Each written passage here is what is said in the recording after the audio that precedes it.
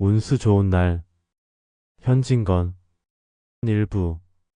새침하게 흐린 품이 눈이 올 듯하더니 눈은 아니오고 얼다가 만 비가 추적추적 내리는 날이었다.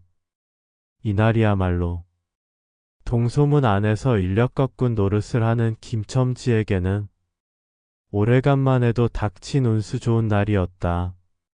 문 안에 거기도 문 밖은 아니지만 들어간답시는 앞집 마마님을 전찻길까지 모셔다 드린 것을 비롯으로 행여나 손님이 있을까 하고 정류장에서 어정어정하며 내리는 사람 하나하나에게 거의 비는 듯한 눈결을 보내고 있다가 마침내 교원인 듯한 양복쟁이를 동강학교까지 태워다 주기로 되었다. 첫 번에 30전, 둘째 번에 50전. 아침 대바람에 그리 흉치 않은 일이었다.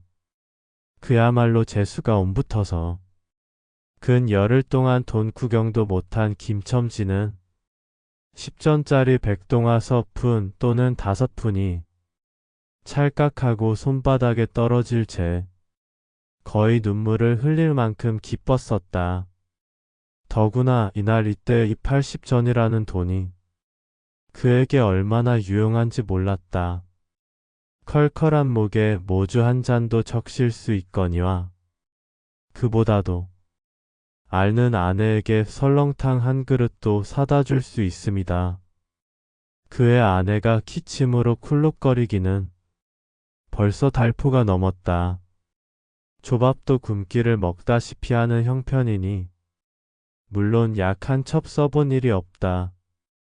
구태여 쓰려면 못 쓸 바도 아니로되 그는 병이란 놈에게 약을 주어 보내면 재미를 붙여서 자꾸 온다는 자기의 신조에 어디까지 충실하였다.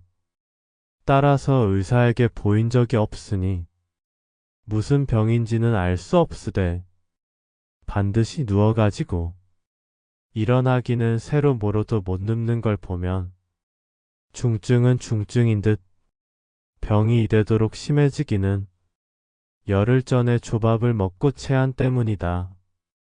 그때도 김첨지가 오래간만에 돈을 얻어서 좁쌀 한 대와 10전짜리 나무 한 단을 사다 주었더니 김첨지의 말에 의지하면 그 오라질 년이 천방지축으로 냄비에 대고 끓였다. 마음은 급하고 불길은 달지 않아 채 익지도 않은 것을 그 오라질 년이 숟가락은 그만두고 손으로 움켜서 두 뺨에 주먹덩이 같은 혹이 붉어지도록 누가 빼앗을 듯이 처박질하더니만 그날 저녁부터 가슴이 땡긴다. 배가 캥긴다고 눈을 흡뜨고 지랄병을 하였다. 그때 김첨지는 열아와 같이 성을 내며 에이 오라질년 조랑복은 할 수가 없어. 못 먹어 병 먹어서 병. 어쩌란 말이야. 왜 눈을 바로 뜨지 못해. 하고 앓는 이의 뺨을 한번 후려갈겼다. 흡뜬 눈은 조금 바루어졌건만 이슬이 맺히었다. 김첨지의 눈시울도 뜨끈뜨끈하였다. 이 환자가 그러고도 먹는 데는 물리지 않았다. 사흘 전부터 설렁탕 국물이 마시고 싶다고 남편을 졸랐다. 이런 오라질년, 조밥도 못 먹는 년이 설렁탕은 또 처먹고 지랄병을 하게라고 야단을 쳐보았건만 못 사주는 마음이 시원치는 않았다. 인제 설렁탕을 사줄 수도 있다. 앓는 어미 곁에서 배고파 보채는 개똥이 3살 먹이 애게 죽을 사줄 수도 있다. 80전을 손에 쥔 김첨지의 마음은 푼푼하였다. 그러나 그의 행운은 그걸로 그치지 않았다. 땀과 빗물이 섞여 흐르는 목덜미를 기름 주머니가 다 된 외목 수건으로 닦으며 그 학교 문을 돌아 나올 때였다. 뒤에서 인력거 하고 부르는 소리가 난다. 자기를 불러 멈춘 사람이 그 학교 학생인 줄 김첨지는 한번 보고 짐작할 수 있었다. 그 학생은 다짜고짜로 남대문 정거장까지 얼마요? 라고 물었다. 아마도 그 학교 기숙사에 있는 1호 동기방학을 이용하여 귀향하려 함이리라. 오늘 가기로 작정은 하였건만 비는 오고 짐은 있고 해서 어찌할 줄 모르다가 마침 김첨지를 보고 뛰어나왔음이리라. 그렇지 않으면 왜 구두를 채 신지 못해서 질질 끌고 비록 고구라 양복일 망정 노바기로 비를 맞으며 김첨지를 뒤쫓아 나왔으랴. 남대문 정거장까지 말씀입니까? 하고 김첨지는 잠깐 주저하였다. 그는 이 우중에 우장도 없이 그 먼 곳을 철벅거리고 가기가 싫었음일까? 처음 것 둘째 것으로 고만 만족하였음일까? 아니다, 결코 아니다. 이상하게도 꼬리를 맞물고 덤비는 이 행운 앞에 조금 겁이 났습니다. 그리고 집을 나올 제 아내의 부탁이 마음이 캥기었다. 앞집 마마님한테서 부르러 왔을 제 병이는 뼈만 남은 얼굴에 유일의 샘물 같은 유달리 크고 움푹한 눈에 애걸하는 빛을 띄우며 오늘은 나가지 말아요. 제발 덕분에 집에 붙어 있어요.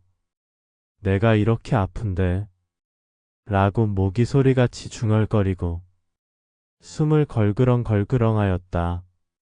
그때 김첨지는 대수롭지 않은 듯이 아따 젠장 맞을년 별 빌어먹을 소리를 다 하네. 맞붙들고 앉았으면 누가 먹여 살릴 줄 알아. 하고 훌쩍 뛰어나오려니까 환자는 붙잡을 듯이 팔을 내저으며 나가지 말라도 그래 그러면 일찍이 들어와요. 하고 목매인 소리가 뒤를 따랐다. 정거장까지 가잔 말을 들은 순간에 경련적으로 떠는 손, 유달리 큼직한 눈, 울듯한 아내의 얼굴이 김첨지의 눈앞에 어른어른하였다.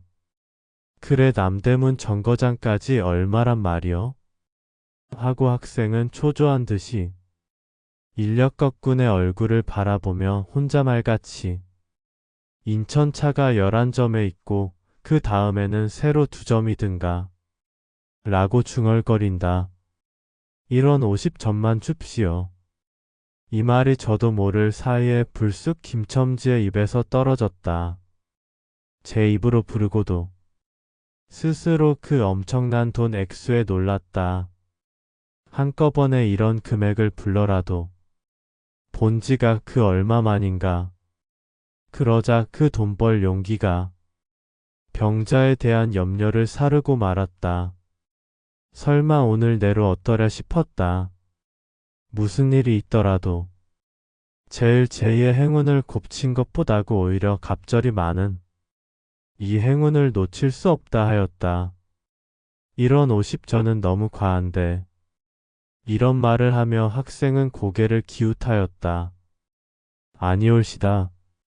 이수로 치면 여기서 거기가 시오리가 넘는답니다. 또 이런 진날은 좀 더 주셔야지요. 하고 빙글빙글 웃는 차부의 얼굴에는 숨길 수 없는 기쁨이 넘쳐 흘렀다. 그러면 달라는 대로 줄 터이니 빨리 가요.